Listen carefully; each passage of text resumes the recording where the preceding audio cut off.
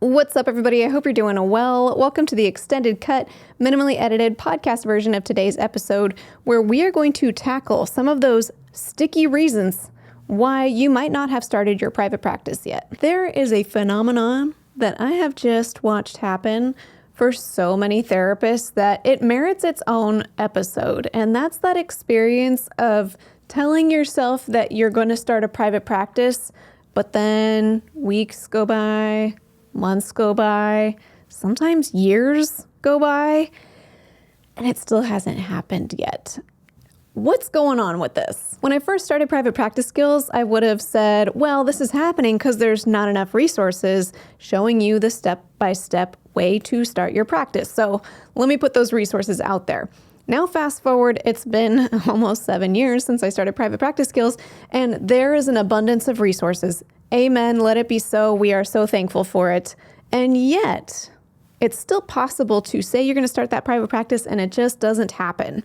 Or a variation of this that I see a lot is folks have started their practice and maybe you have like a Psychology Today profile up, and maybe you even have a steady stream of clients coming in, maybe through insurance or something similar, but you haven't like really started the practice of your dreams or like made it your own, and you've always wanted to maybe niche down, specialize in something specific, maybe get off those insurance panels, whatever it might be, and you still haven't done that, even though you've been saying you're going to do that for a while. Given that there's now such an abundance of information available on how to start a private practice, I mean, for goodness sakes, you can just log into ChatGPT, tell it that you're a therapist looking to start a private practice, give it a couple other bits of information, and ask for a step-by-step plan, and it will tell you. It will be pretty good advice.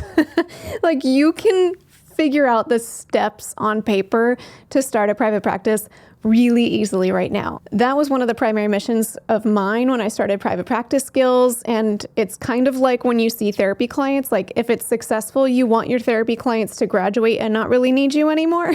So I appreciate that aspect of how to start a private practice is really not needed in the way that it used to be, but we still get stuck. So clearly, there are other variables, at least for a lot of folks, that keep us stuck. So now that initial barrier of like, what are the actual steps to starting a practice is no longer really a barrier anymore, I've witnessed kind of the next level of barrier emerge to the surface, and it can be a little bit more challenging for something like ChatGPT to help you address. So we're going to tackle some of those in today's episode. And before we start, I want to make something super clear. Like, if you take zero other information away from this episode, at least hear this piece. If you're in this boat where you've been saying for the longest time you're going to start a private practice and you haven't, or you have a practice but you haven't made it into the practice that you want it to be and you've been trying to work towards, you're not lazy. There's nothing wrong with you. In fact, now I've seen this happen so much that I would argue this is so normal. Like, this is what happens to people. So you're in good company. We're all in this together. So any judgment you have towards yourself about however long it's taken, like, please just, I'm inviting you to release the judgment, because you have enough other things on your plate holding you back. We don't need that one added on top. I've talked to a lot of therapists now over the years, and I've witnessed kind of 3 primary reasons that hold therapists back from really starting the practice that they want. So I'm going to highlight those reasons in today's episode and offer some advice, some feedback, some musings, if you will, to help you overcome any of those challenges you might be up against. So the first variable that seems to hold a lot of folks back from launching into private practice is analysis paralysis. According to Wikipedia, the definitive answer for all questions we might have in life, analysis paralysis, or paralysis by analysis, describes an individual or group process where overanalyzing or overthinking a situation can cause forward motion or decision-making to become paralyzed, meaning that no solution or course of action is decided upon within a natural time frame. So I just mentioned at the top of this episode that now we're in a phase where lack of access to information for how to start a private practice is no longer a barrier. Information is available everywhere, and everyone has advice for how to do it. Their steps are the best steps. Just join my proprietary 3-step program, or maybe they're not even selling anything. It's a blog, or it's an AI overview, or it's ChatGPT, or it's one of my things, and it says do this. And each person, each resource might have a different emphasis on how to go about doing it. And so given that, rather than the problem being like, I don't know what the steps are, it can start to look a lot more like, there are so many steps and everyone has different advice about which step I should take, and I don't know which step is the best step, and so now I just don't even know where to start, and so effectively you've gone nowhere. I mean, there are so many possibilities, so many options available when it comes to starting a private practice that there are a lot of opportunities for analysis paralysis to set in. Like, gone are the days where, I would probably have to go back a lot of decades for this to be true, where you just, I don't know, get a city business license or something like that, probably put your name in the yellow pages, tell a few, maybe local doctors or something that you're open for business, and just wait for your practice to fill up. Like, there's so much more to it. I mean, I could just imagine at every single decision point in the process getting stuck on something like, do I start a virtual practice or an in-person or a hybrid practice? How do I market my practice? This person says that I should be on social media posting every day, but then this other person said that they filled their practice by networking, and this other person says the only way you can do it is by being on insurance panels. And how do I know which of these or something else is right for me? Actually, maybe I hate all of them. I don't know what to do. Like, literally any point in the process of starting a private practice, it could be so easy to enter the analysis paralysis. It kind of reminds me a little bit of decision fatigue, because there are also so many decisions to make, which on the one hand, I love that you can tailor your practice to fit exactly what you want it to be. But on the other hand, there's a lot of decisions to make, and it's a lot. It's a lot, and it can be hard to know which one's the best one. So if you're relating with this experience of analysis paralysis as you're watching, listening along, wherever it might be in the process, or maybe you're finding yourself experiencing that at every point in the process, I understand, then my encouragement is to just make the best decisions you can with the information you have, knowing that you can change your mind later. Some decisions are easier to change your mind on, like pretty quickly, like you bought that domain name and then you decide you want to get a different domain name, like maybe that cost you $12 or $20. And other decisions might be bigger ones, like you signed a 12-month lease to rent an office and then you change your mind to decide to do virtual from home. So you can take into consideration like how expensive, literally or figuratively, it would be for you to change your mind later. But most things that I've decided on in my practice and in both businesses, honestly, private practice skills and my therapy practice, I've changed my mind on eventually. Like, I haven't stuck on something, but it's sort of like, I've decided that this makes sense to try for now. Whatever decision feels good enough to help me move towards the next decision relatively quickly is the best decision I can make right now. And I may change that decision later, but hopefully I can go through all the steps and then come back and change a decision, but still be in my practice. So my encouragement here is to just make the decision that makes the most sense to you based on what you know right now, moving forward from there onto the next step, knowing you can always go back and change it. I have definitely changed so many things along the way. I've been in private practice now for almost 13 years, and in that time, I've changed my therapy practice's name 3 different times, which feels fairly often given the amount of time I've been in business. And I've changed my marketing strategy. I've changed my specialty a number of times already. Like, I've had several different iterations of websites since I've started. I went through, I think, 3 different websites. Yeah, I've used 3 different website, I always forget what it's called, host, developers, website, I started with Wix, and then I moved on to WordPress, and then now I use Squarespace, and each time I designed a totally new website. Like, you can change stuff. Is it nice when you land on the thing you end up sticking with for a while right at the beginning? Yes. But if deciding something and then changing your mind later means that at least you move forward in the decision of starting your private practice versus still not having started or built it, I'd rather change my mind and just kind of keep the ball rolling, you know? But before we get to the next reason why therapists can get really stuck on building the private practice that they want, I'd like to thank Powbox for sponsoring today's episode. It wasn't until a couple years ago that I first learned that even with a signed BAA, Google Workspace and Microsoft 365 can't guarantee that 100% of the messages going in and out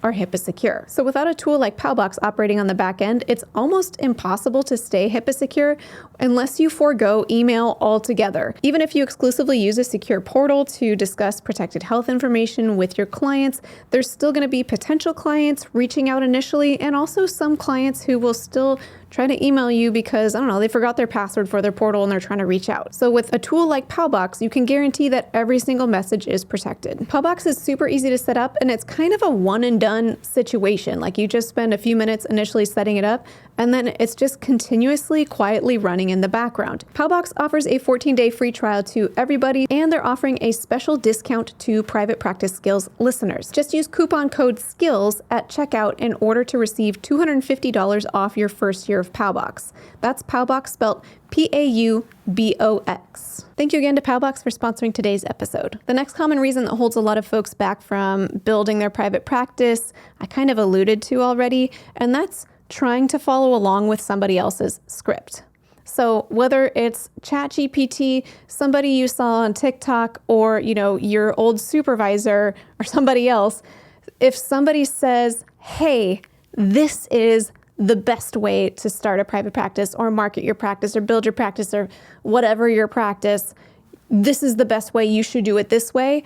If you try to emulate everything that they've said about how to do it, I mean, for some folks, it might be a great fit, and so it just works. But there's going to be a lot of folks where portions of that advice or that script or those steps don't quite fit for you. And that's going to create some sort of dissonance. To me, that dissonance is a healthy sign that you know something about yourself that doesn't quite line up for whatever reason with this script that you've been trying to operate from.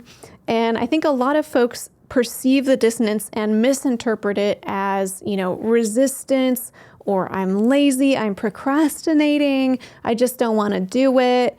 And the reality is there's probably something genuine and authentic happening inside of you that's saying, like, no, actually, that might not really fit for me.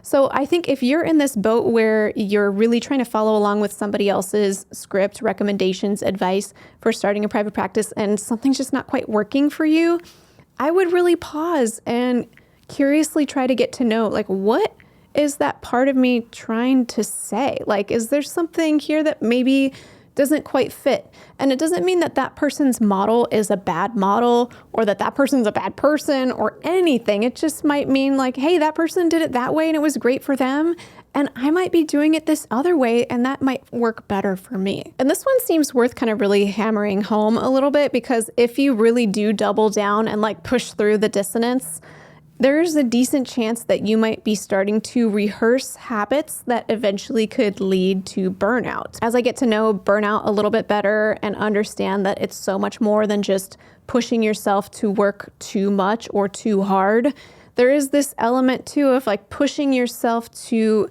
behave in a way that doesn't quite align with who you are. Sometimes that misalignment is I'm working too many hours or that sort of thing. But sometimes it's like I'm working really hard to move towards a goal that I'm not actually really bought into. There's something about this that doesn't quite line up for me. But nonetheless, my behaviors are just continuing to push towards that goal. Like that is a feedback loop that feeds into burnout. So for an example, let's say you're following along somebody's kind of proprietary model for how to start a private practice, and their whole spiel is like, if you want to earn 6 figures within your first year of private practice, follow my proprietary plan. Anyone else feel like they're just like social media infomercials? It's just infomercials, right? I'm right, aren't I? No shade on infomercials, like they work. But anyway, that's not relevant though to this episode. But let's say you're following along with their model, but really your values are more of like, I'd like to take my time if it means that I can really build a practice that feels authentic to me, maybe I don't earn 6 figures in the first year. Maybe I don't even earn 50K in the first year, and I'm just starting it on the side of my other job, or, just getting back into it after being on leave with kids, or what, you name it. And if you try following along with that, like, earn 6 figures in your first year mentality program thing, like, that's just not going to fit for you. And somebody else, it might fit great. And I'm just saying, yeah, that's my jam. I need to get to that 6 figures in my first year, and that's the most important thing, in which case maybe that program would be a great fit for that person. There's enough nuance to this that it's hard to kind of have like, here's the list of examples of exactly how this plays out. But I think the core behind it is it's really helpful to kind of know what your values are when it comes to starting a private practice. And if you don't yet know what your values are, you can discover them as you look at other people's roadmaps for how to start a private practice. So I think it is still wise to get roadmaps for how to start a private practice, but not so that you can, follow it exactly to the letter, step by step per se, but so that you can kind of see how your system reacts. Like if somebody says like, yeah, you should be seeing 25 clients by the end of your first month. And if you have a reaction to that, well, that reaction is telling you something important about your values. So when you look at the roadmap, you want to see where those reactions are, get to know what's going on behind them, maybe what the underlying value systems are behind those. And that'll start to tell you what your values are when it comes to starting a private practice. And then you can start to pull bits and pieces from other people's roadmap and make your own roadmap. Do it your way. People are going to have great advice, but you don't have to follow their advice to the T, especially if you're wanting to make your practice your own. Because the only person who knows you the best is you. So you can see some of their steps as a guideline, but then ultimately build a practice that is the best fit for you. Color outside the lines a little bit. Make it your own. That's going to be the most authentic practice you can have anyway, and is most likely to attract the people that you want to work with anyway. So it's kind of like a win-win-win situation. And the last most common reason I see folks really get hung up on getting their private practice off the ground is inaccurate beliefs that someone has about themselves. Now, this is a little bit one of those like kind of cop-out catch-all reasons, because there's so many different types of inaccurate beliefs that we could have. But that often is a stuck point that I just will hear from therapists over and over and over again. We get to the part where we'll say, okay, so your next step is to, fill in the blank, whatever it is, buy a domain name, or, whatever the next step is on paper. And then they'll get stuck. And as I try to understand what's going on for this person that they feel stuck, there's some core belief or misinformation about themselves that they're holding that's making them feel like, yeah, that's the next step, but I can't actually do that. Whether it's, I'm too young to start a private practice. I mean, hello, that was me. Started at 25, understood.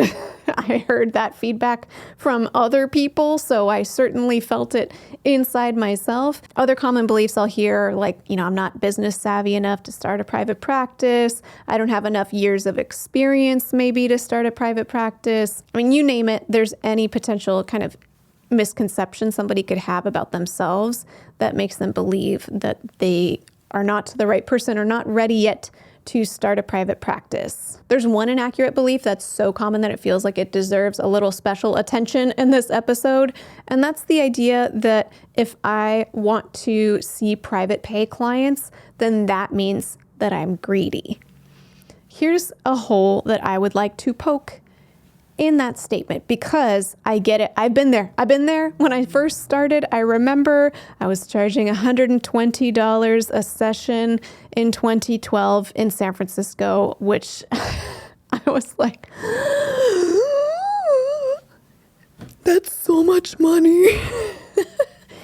And it was so much money. It was so much money. Even today, I mean, inflation, but like, even today, if it was 120, that's still so much money. Like, I pay $15 per exercise class, and that's an hour of my week. And $120 is almost 10 times that, and that was 13 years ago. Like, that's a lot of money. I've said this in other episodes before, but I will keep repeating it as long as it's merited. I don't believe the burden of responsibility for paying for therapy falls on the individual therapist. We're doing our best to make it work in a system that's broken. And if we point to an individual's decisions as the problem, like you're charging too much, you're making therapy inaccessible, or you're willing to accept insurance, you're not standing for livable wages for therapists, and pointing to individual therapist decisions and blaming whatever folks have landed on, then we're kind of missing the point, because the issue is so outside of the individual, and we are still in the broken system at the end of the day, no matter where you fall and how you've decided to run your practice. So I know that that's like a tangent, high horse situation, but I really want to drill that point home.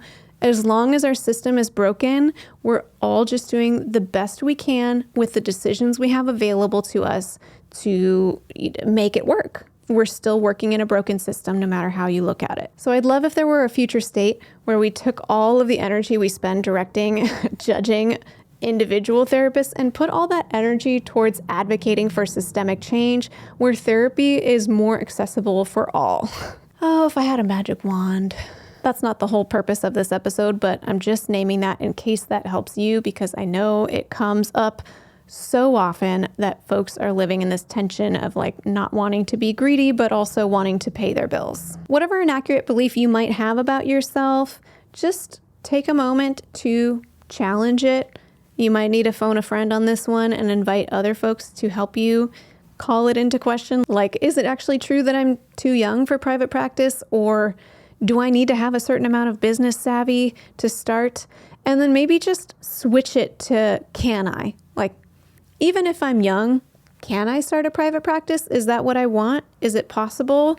Even if I don't have business savvy, can I start a private practice? If I wanted to, what would that entail since I don't have this business savvy?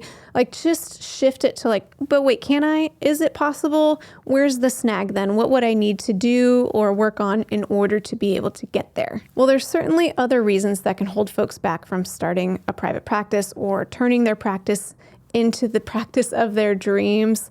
But these are some really common ones that I've just witnessed pop up for therapists over and over again. So I'm hopeful that if you're in that boat where you're feeling stuck somewhere, that this episode was helpful for you. And regardless of where you are in the private practice process, if you have any advice that you would add to this list, like here's what helped me overcome feeling stuck, feel free to add it in the comments below, because your feedback might be helpful to somebody else who's reading through them. Or if you are needing that practical step-by-step support on how to get started, I do have my free checklist available as well. That's linked in the description of this episode. Well, thanks again for joining me on this one. I'm kind of surprised I hadn't made this episode yet, but I'm just seeing it pop up more and more and more the more information that's available out there on starting a private practice.